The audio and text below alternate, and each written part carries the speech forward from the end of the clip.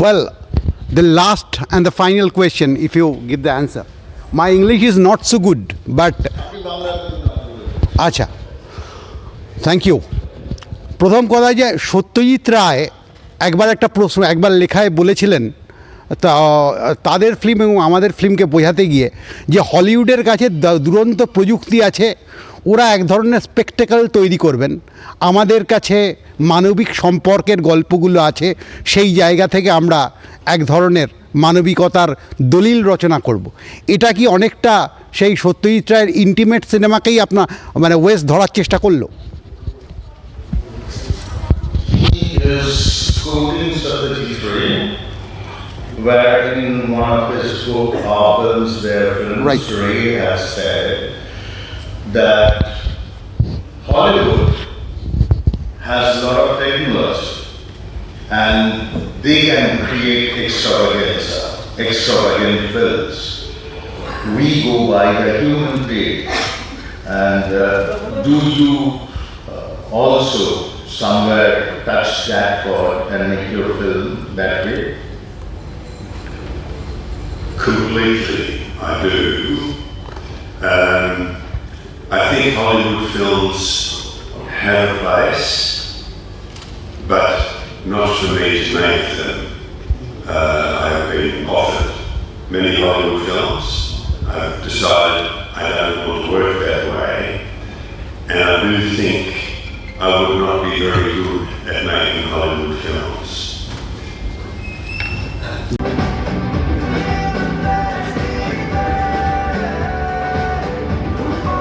কিন্তু অশোক বিশ্বনাথন এই ছবিতে যে সাহসটা দেখিয়েছেন, কোভিড ভ্যাকসিন মুক্তি করার যে তাড়াহুড়ো, সেইটা ইউক্রেন যুদ্ধ, রাশিয়ার আগ্রাসন সবটাকে নিয়েই, সেটা আমার মনে হয় এই সময় দাঁড়িয়ে খুবই বোল্ড একটা স্টেপ।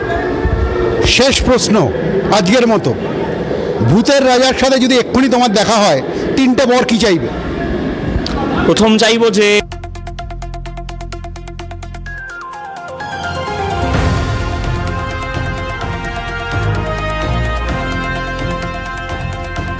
শীত এসে গেছে, অনেকেই বলেন এটা হলো ডিসকাউন্টের শীতকাল, লম্বা গরম প্যাচে বর্ষার পরে দুদিনের জিন্দেগি, মানে দুদিনের আরাম, দুদিনের শীতকাল। সুতরাং শীত পড়ে গেছে সুপর্ণা, এই কথাটা আমরা উচ্চারণ করতে পারি, এবং তার সঙ্গে একটা বিষয় আমরা ভাবতে পারি, সেটা হলো শীতের দুর্গোৎসব, অর্থাৎ ঠিক ধরেছেন কলকাতা আন্তর্জাতিক চলচ্চিত্র উৎসব। সেই উৎসবে গতকালই মানে 6 তারিখ আমরা দুটো ইন্টারেস্টিং ছবি দেখলাম, একটা বাংলা ছবি আর একটা ইংরাজি ছবি, দ্য সার্ভাইভাল অফ কাইন্ডনেস এবং হেমন্তের অপরাহ্ন। ফলে দুটো ছবিকে নিয়েই আমরা একটা অন্য ধরনের কথা বলবো, কীভাবে এই দুটো ছবি একসাথে এক অন্য ভুবনের গল্প আঁকতে পারে, সিনেমার ভেতর যে অনিবার্য বিশ্বায়ন লুকিয়ে থাকে তাকে তুলে ধরতে পারে, সেই গল্পটা তুলে ধরবো।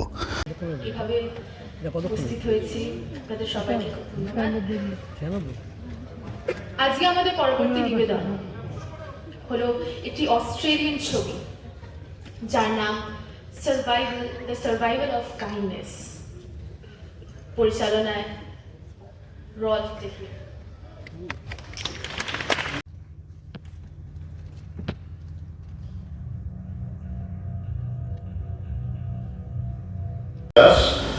And it's such a pleasure that he is here with us. Is there any questions that you want to Yes, sir. ask him? Yes, I want to ask 2 questions. Okay. 2 very definite questions. One is that film depict the social distancing in the time of corona? And second thing, in your... We go one by one. Okay. So your first question is, does the film depict social distancing during the time of corona? It is not a coronavirus epidemic, it is just an epidemic. It doesn't happen now, it doesn't happen in the future, it doesn't happen in the past, it just happens. And my second question is, it is a very personal thing. as because we Indian face the discrimination of West, where we have a national liberation movement. So when we are seeing that in your last frame, that person is coming to the same cage, what it depicts? I'm sorry, I didn't get you. No, what he's trying to ask is that when the protagonist comes back to the cage at the end after When the protagonist comes back to the cage, what does it mean? what does that depict? What any film means depends entirely on the person who's watching it, at least as much as what is in the film. There are a number of interpretations that are possible, or that I've heard people have. I know what I wrote, but if I say this is what happened, I'm saying all the people who interpret it differently are wrong, and I don't believe that. I don't believe they are wrong. So, you can answer the question, what does it mean? Because what it means to you, that is what matters. Any more questions? সুধিন্দা সুধিন্দা সুধিন্দা ফুল ফুটুক আর না ফুটুক আজ বসন্ত, আর চলচ্চিত্র উৎসব মানেই সিনেমার বসন্ত। সেই বসন্তকে আমরা, যদিও বসন্ত নয়, এখানে হেমন্তের অপরাহ্ন ছিল, সেই হেমন্তের অপরাহ্নের অন্যতম এক অভিনেতার সাথে আমরা কথা বলবো। প্রথমেই আপনাকে স্বাগতম কথা মুখে। নমস্কার, আমার নাম তমাল রায়চৌধুরী।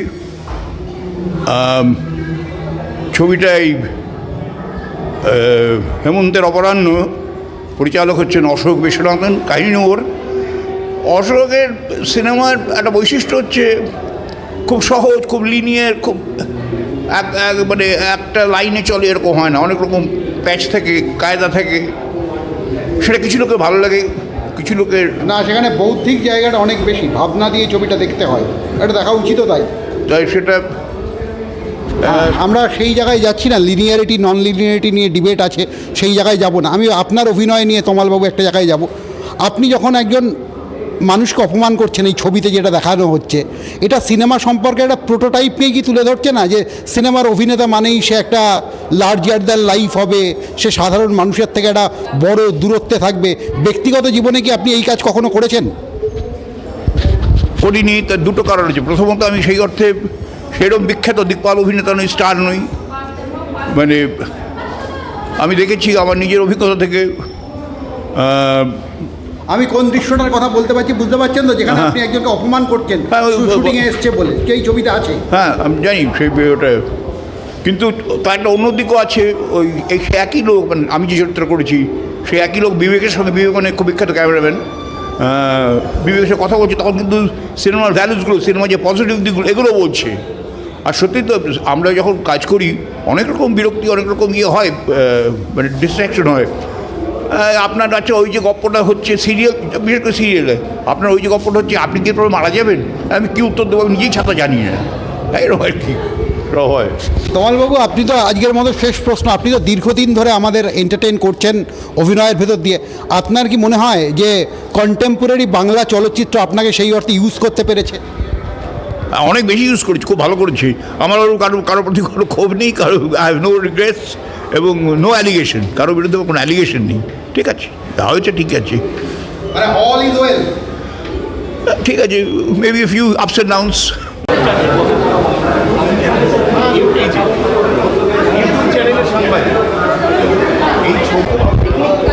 সিনেমা মানে এক অসংখ্য গল্প, আর সেই গল্পের মাঝখানে আমরা নায়ক নায়িকাদের খুঁজে পাই।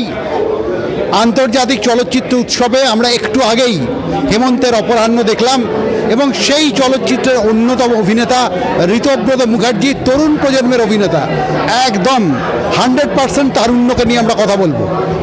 ফলে ঋতব্রতর মুখে একটা হাসি আছে ছোট্ট। ঋতব্রত, তোমায় স্বাগতম। Thank you. প্রথম কথা বলি, তোমার অভিনয় এখানে দর্শকদের মনকে টানবে, কেননা তার মধ্যে সিনেমা সম্পর্কে যেটা বলা হয় যে সিনেমা মানে হচ্ছে অনেক ন্যাচারাল অ্যাক্টিং, যে অতি অ্যাক্টিংকে মুছে ফেলতে হয়। অশোক বিশ্বনাথনের ছবি করার ক্ষেত্রে, অশোক বিশ্বনাথনের মতো একজন পরিচালকের ছবি করার ক্ষেত্রে প্রথম চ্যালেঞ্জটা কি পেয়েছিল? আমার মনে হয় যে চ্যালেঞ্জ সেরকম পাইনি। আমার দীর্ঘদিনের ইচ্ছে ছিল অশোক জেঠুর সাথে কাজ করার, তার কারণ মানে উনি এক সময়ের সিনেমাকে ডিফাইন করেছেন। যে সময় দাঁড়িয়ে আমরা যে ধরনের সিনেমা দেখতে অভ্যস্ত, তার সম্পূর্ণ একটা অন্য ল্যাঙ্গুয়েজ, অন্য ভাবনা, অন্য চিন্তা, মানুষের হৃদয়, মন। এই ছবিটাও হেমন্তের অপরাহ্ন একটা অদ্ভুত সম্পর্কের কথা বলে। এটা খুব মানে আজব কিছু, আজগুবি কিছু নয়, প্রতিদিনেরই গল্প, কিন্তু সেটা বলাও খুব অন্যভাবে। সেইটা নিয়ে ছবিটা, তো আমার মনে হয় যে সেই অন্য ভাষ্যের জন্য এই কাজগুলো করা। খুব আনন্দ পেয়েছি, চ্যালেঞ্জ ঠিক বলবো না, অনেক কিছু শিখেছি কাজটা করে। কি শিখেছো এরকম দুটো বিষয় বলো একটু। একটা গল্পের অনেকগুলো মোড় হয়। একটা গল্প যেভাবে সোজা সাপটা বলা যায়, সেটার ভেতরে অনেকগুলো আরও ছোট ছোট গল্পের শাখা প্রশাখা থাকে। সেই শাখা প্রশাখাগুলো অনেক সময় আমরা অভিনেতা হিসেবে বা পরিচালক হিসেবে বা দর্শক হিসেবে অনেক সময় চোখ এড়িয়ে যায়। সেইটাকে কিভাবে গল্পের মধ্যেই সেই শাখা প্রশাখাগুলোকেও ফুটিয়ে তোলা যায়, তার একটা অন্যতম নিদর্শন এই ছবিটা, যেটা আমি ছবিটা করতে করতে, ছবি ডাবিং করতে করতে এবং ছবিটা দেখার পর বুঝতে পেরেছি দর্শক হিসেবে এবং অভিনেতা হিসেবে। একটা কথা এখানে আসে, এই ছবির তুমি তো নাটকের সাথেও জড়িত অনেক ছোটোবেলা থেকে, এখানে নাটকের দল বিষয়টা গভীরভাবে উঠে এসছে। এই ছবির সংলাপকে তোমার মনে হয়নি যে এটা অনেক বেশি, আমরা ন্যাচারালি যে ভাষায় কথা বলি না সে ভাষায় এই ছবির সংলাপ লেখা হয়েছে, এই ছবির সংলাপকে একটু ত্রুটিপূর্ণ মনে হয়নি? না, আমার সংলাপটা একটু, যেটুকু বাড়ানো আছে সংলাপ, যেটুকু এক্সাজারেশন আছে, যেটুকু কল্পনাপ্রবণ মনকে ব্যবহার করা হয়েছে এই ছবিটাকে, অতি বলে যে জায়গাগুলো ব্যবহার করা হয়েছে, সেটা আসলে জীবনের কিছু অদ্ভুত মুহূর্তকে তুলে ধরার জন্য বলে আমার মনে হয়েছে। যে মুহূর্তগুলো হয়তো আমাদের কাছেও কোনো ব্যাখ্যা আমরা অনেক সময় পাই না। ব্যক্তিগত জীবনে তো আমাদের সাথে অনেক কিছু ঘটে যেগুলোর ব্যাখ্যা আমরা সব সময় পাই না। এই ছবিতে অতিরঞ্জিত যদি বলতে হয়, তাহলে অতিরিক্ত সেইটাকে ব্যবহার করা হয়েছে ওইগুলোর প্রতীক হিসেবে, যে কারণে আমার এই ছবিটার ভাষ্যটাকে অন্যরকমভাবে মনে হয়েছে। ইচ্ছে করেই এই ছবিতে অনেক পারফরমেন্সের, ডায়ালগের, সিচুয়েশনের ব্যাপার স্যাপার আমরা করেছি ইচ্ছে করেই, যেটা ওই অতিরিক্তকে বোঝানোর জন্য, জীবনের অদ্ভুতটাকে বোঝানোর জন্য। এবারে চলচ্চিত্র উৎসবে মৃণালসেন একটা সেন্ট্রাল থিম হিসেবে উঠে এসছেন, এবং আমরা যদি মৃণালসেনের আকালের সন্ধান থেকে যে কোনো ছবি দেখি, সেখানে অনেক বেশি স্ট্রেট একটা বক্তব্য ছিল। এই ছবিতে আমরা দেখলাম কোভিড থেকে অনেক কিছু উঠে এসছে, কিন্তু সেই অর্থে স্ট্রেট আক্রমণ, সেই আক্রমণের জায়গাটায় ছবি অনেক বেশি কম্প্রোমাইজ করছে। এটা কি তোমার মনে হয়? না, আমার সেটা মনে হয় না। আমার মনে হয় যে মৃণাল সেন যে সময় দাঁড়িয়ে ছবি করতেন, সেই সময়টা থেকে এখন সময় অনেক বদলে গেছে। এখন ডিরেক্টলি কিছু বললে, খুব সত্যি কথা বলতে, ছবি সেন্সার হবে না, ছবি ওই ছবি হয়েই থেকে যাবে, সেটা মানুষের কাছ অবধি পৌঁছবে না। রাজনৈতিক চাপ এমনই আমাদের দেশে এখন, যে ছবি নিয়ে খুব জোরালোভাবে খুব কিছু বলতে গেলে সে ছবি হয়েই বাড়িতে থেকে যাবে, সেটা আর প্রেক্ষাগৃহে আসবে না। কিন্তু অশোক বিশ্বনাথন এই ছবিতে যে সাহস,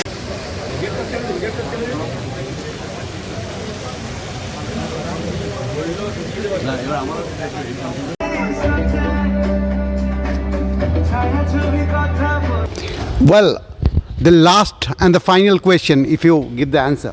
My English is not so good, but আচ্ছা, thank you.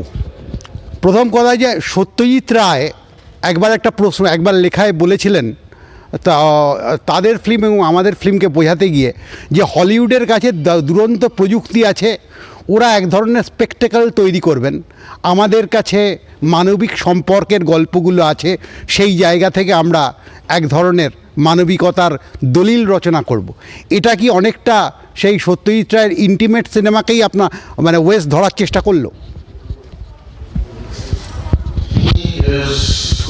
Satyajitray, where in one of his book, ourfilmstheirfilmssatyajitray, has said that Hollywood has a lot of technology and they can create extravagant films.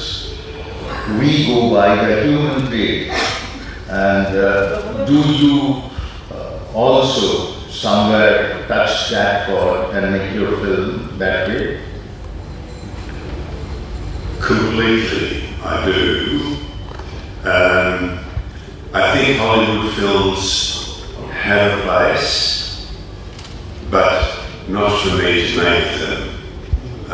I have been offered many Hollywood films. I've decided I don't want to work that way, and I do think I would not be very good at making Hollywood films.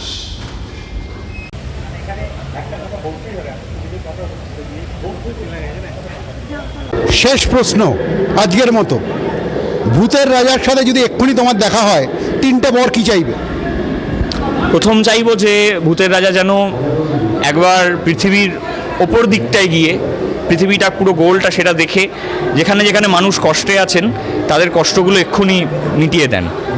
আমার মনে হয় এই প্রথম wish চাওয়ার পর ভূতের রাজা একটু কনফিউজড হয়ে যাবেন, তারপর বাকি কথা ভূতের রাজার সাথে হবে।